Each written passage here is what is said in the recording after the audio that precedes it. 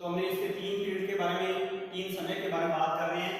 एक ancient period के बारे में और दूसरा मेडिवल पीरियड के बारे में और तीसरा है मॉडर्न पीरियड यानी आधुनिक काल के बारे में। बात करते हैं प्राचीन काल के बारे में। तो उस टाइम में देखो भूगोल को एक ही शाखा के रूप में पढ़ा जाता था और उसको भूगोल ही माना जाता था, मगर बाद में अलग अलग भूगोलवेता आए और उन भूगोलवेताओं में कुछ नाम आपके सामने दिए हैं, जैसे थेल्स है या फिर मैक्सिमेंडल है, हेरोडोटस है, यूक्लिडियस है, स्ट्रैबो है। ये सारे जो ज्योग्राफर आए, इन ज्योग्राफर ने ये बताया कि भूगोल को अपने एक विषय के रूप में एक साथ नहीं पढ़ सकते, तो इसके लिए अपने को क्या करना पड़ेगा, इसका डिवाइडेशन करना पड़ेगा। देखो आप बड़ी क्लास में जाओगे तो इसी के अलग अलग पार्ट पढ़ने वाले हैं, हर टॉपिक के ऊपर ज्योग्राफी का पार्ट है वो अलग अलग हो जाता है। इसीलिए तो हमने पढ़ा था सभी विषयों की जननी कहा जाता है इसको। क्यों? क्योंकि भूगोल अर्थ पे रिलेटिव है और अर्थ के अंदर जितना भी पार्ट आता है इसीलिए इसको शामिल किया गया जननी के रूप में। तो थेल्स आया, मैक्सिमेंडल आया, हेरोडोटस आया, यूक्लिडियस आया, स्ट्रैबो आया, ये लोग ऐसे थे जिन्होंने शुरुआत में ज्योग्राफी की नींव रखी, या ये कह सकते हैं जिन्होंने ज्योग्राफी के बारे में शुरुआती चरण में बताया। मगर ये भी अपने एक टीम पीरियड का ऐसा था जिसके लिए अलग अलग मत थे, सही विचार ये भी प्रकट नहीं कर पा रहे थे। फिर एक बीच का टाइम आया मध्यकाल, यानी जो मेडिवल जो पीरियड था उसमें मुख्य रूप से इस पर ज्योग्राफी में बात की गई। उस ज्योग्राफी पीरियड के बारे में बात करें तो दो मुख्य रूप से चरण बढ़े। एक तो ये था कि उपनिवेशीकरण होने लगा, यानी कॉलोनाइजेशन हुआ, और उसमें क्या था, एक देश दूसरे देश के साथ जुड़ने लग गया, या ये कह सकते हैं जैसे भारत पे दूसरे देशों ने आक्रमण कर लिया या दूसरे देश के लोग यहाँ पर आके बस के, ठीक इसी तरीके से अन्य देशों के साथ भी हुआ। भारत के लोगों को थाईलैंड, मलेशिया, इंडोनेशिया, श्रीलंका उनमें बागान लगाने के लिए भेजे गए। तो क्या होने लग गया, तो ठीक इसी तरीके से दूसरे देशों ने एक दूसरे के ऊपर अधिकार जमाना शुरू कर दिया, और यानी उपनिवेशीकरण हो गया। और उपनिवेशीकरण होने की वजह से ही हमारी जो आधुनिक जो कल्चरल कंडीशन थी, यानी कहने का मतलब एक से दूसरे वातावरण के जो समय के साथ जो संबंध थे वो जुड़े, जिसकी वजह से वो कल्चरल का आपस में ज्ञान है, वो कल्चरल कंडीशन है वो बढ़ती गई, मेल मिलाप बढ़ता गया।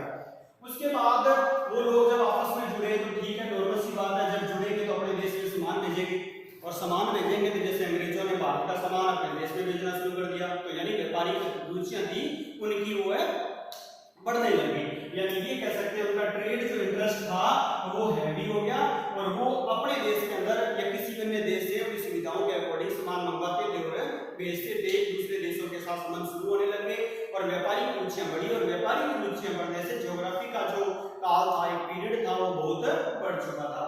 उसके बाद इसमें तीन बातें मुख्य रूप से आई, ये आप लोगों को याद रखना है।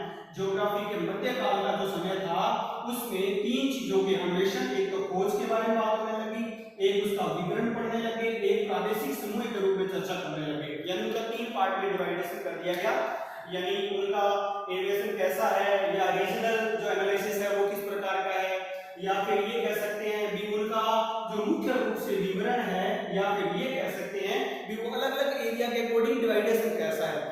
अगर हम एक सौर मंडल के बारे में बात कर रहे हैं तो यहाँ विवरण से मतलब अकेला ये नहीं सारणी बनाना, या विवरण से मतलब है भी जिस सौर मंडल के बारे में पता लगाना, किसी ग्रह के बारे में पता लगाना, या फिर पृथ्वी पर जो विभिन्न प्रकार के माउंटेन्स हैं, पर्वतमालाएं हैं, उनके बारे में पता लगाना।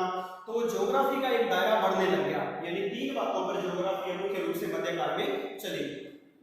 उसके बाद ज्योग्राफी का एक जो मॉडर्न पीरियड आया, जो वर्तमान में चल रहा है, जिसे हम कह सकते हैं आधुनिक काल।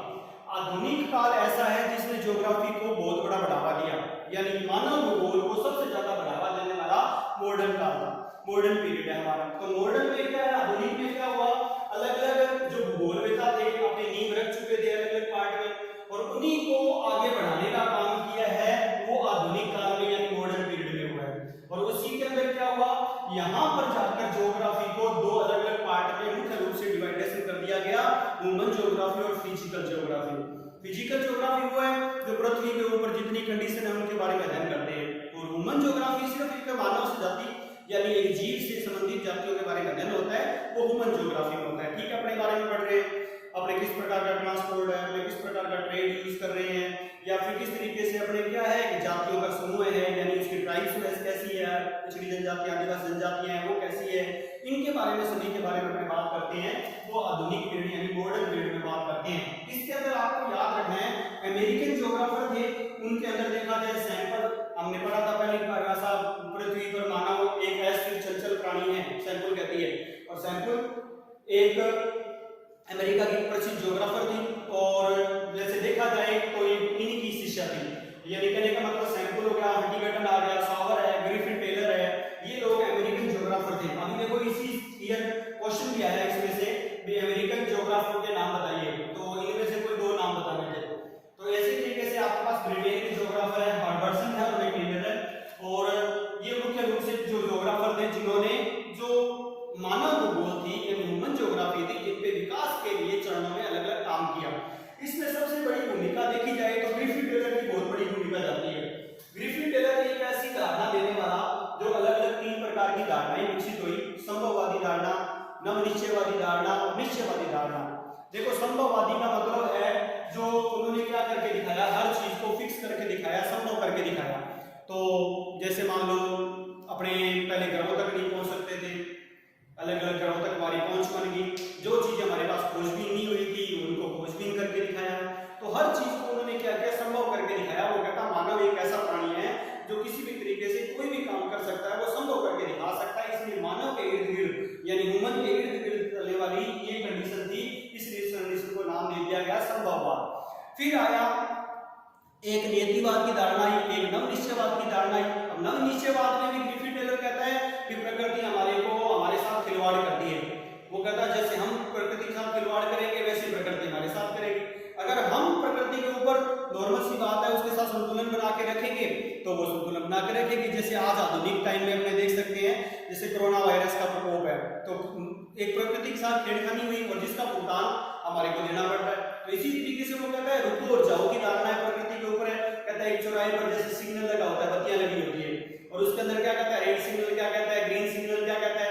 तो रेड आते हैं रुक जाते हैं, ग्रीन आते हैं चल पड़ते हैं। तो वही बात प्रकृति की है। वो कहता है रेड सिग्नल आपके पास आएगा, आप प्रकृति के साथ छेड़खानी करोगे तो आपको विनाश की ओर लेकर चली जाएगी। और ग्रीन सिग्नल की तरह आप काम करोगे तो प्रकृति आपको अपने साथ मिलाकर चलेगी। तो रुको और जाओ की उदाहरण देने वाला था वो ग्रिफिन टेलर था। आप लोगों को ये भी ध्यान रखना है, इसके बारे में आपको पढ़ना है।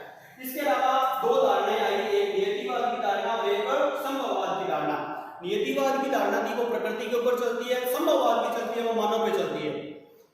नॉर्मल सी बात है, संभव करके दिखा सकता है, एक ही बंदा करके दिखा सकता है, वो है मानव। उसने सब कुछ संभव करके दिखा दिया इस प्रकृति को। उसने क्या किया, उसने ग्रहों की खोजबीन की है, जहां हमारी पहुंच नहीं थी वहां होगी, समुद्र के तलहटी भाग पर पहुंच गए, हमने इतना बड़ा गहरा ड्रिल भी बना लिया भूमि के अंदर जो कोई नहीं कर सकता। तो किसने संभव करके दिखाई ये सारी बातें, सिर्फ मानव ने दिखाई है। इसलिए संभववाद की धारणा चलेगी वो मानव पे चलेगी, और नियतिवाद की चलेगी वो प्रकृति पे चलेगी। नियतिवाद कहता है भी प्रकृति के साथ मिलकर चलना है तो आप बचाओ, अगर नहीं मिलकर चलते तो आप विनाश की ओर चले जाएंगे। तो ये बात नियतिवाद में प्रकट होती है। तो ये आज हमने पढ़ा है मानव भूगोल का विकास यानी डेवलपमेंट ऑफ ह्यूमन ज्योग्राफी। अब आप लोगों के पास फर्स्ट चैप्टर कंप्लीट हो गया है, आप बुक में रीड कर लें, और इसकी मैं क्वेश्चन आंसर के आपको लिंक दे देता हूं, और उसमें से आप क्वेश्चन आंसर फर्स्ट चैप्टर के कंप्लीट कर लें। हिंदी मीडियम के वो हिंदी मीडियम के अकॉर्डिंग, इंग्लिश मीडियम के वो इंग्लिश मीडियम के अकॉर्डिंग। Good bye.